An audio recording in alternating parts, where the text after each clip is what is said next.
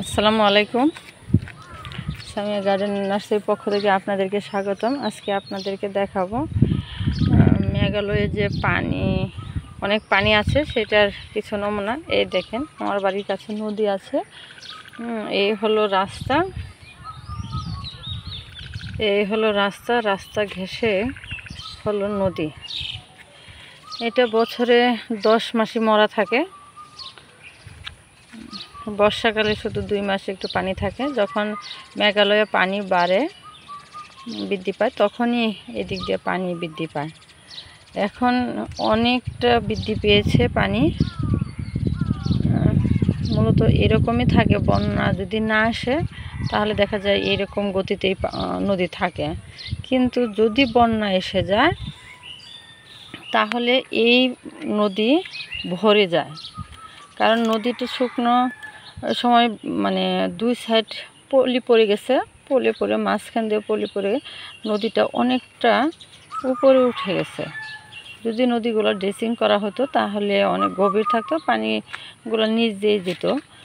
যেহেতু নদীটা ভরে গেছে, একটু পানি আসলে উপর দিকে স্তর এসে যায়। যেখানে আপনাদেরকে দেখায়, তো বন্যার পানি যদি নদী ভরে যায়, আরও বেশি পানির চাপ থাকে, তাহলে এই অংশটা ভরে যায়। এই বাগানটা ভরে যায়। বাগানটা ভরে তারপরে গত বছর যেমন হয়েছিল, তারপরে স্টেপ হলো এই রাস্তাগুলো ভরে যায়। এই রাস্তাগুলো ভরে তারপরে এই বাড়িতে উঠেছিল, এই বাড়ির ভিতরে উঠেছিল, এবং কি এই ঘরের ভিতরেও হাঁটু পর্যন্ত ছিল। হাঁটু পর্যন্ত পানি উঠে গেছিলো। তার মানে এখানেও কোমর বুক সমান পানি ছিল। রাস্তায় পানি ছিল।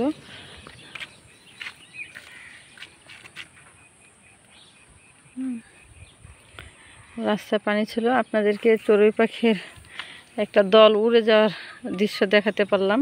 এ দেখেন, এখানে আসলে পাখি, নদী, বন সব সুন্দরভাবে উপভোগ করা যায়।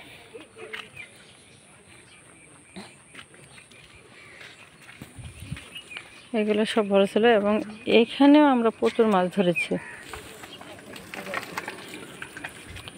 এখানেও আমরা প্রচুর মাছ ধরেছি।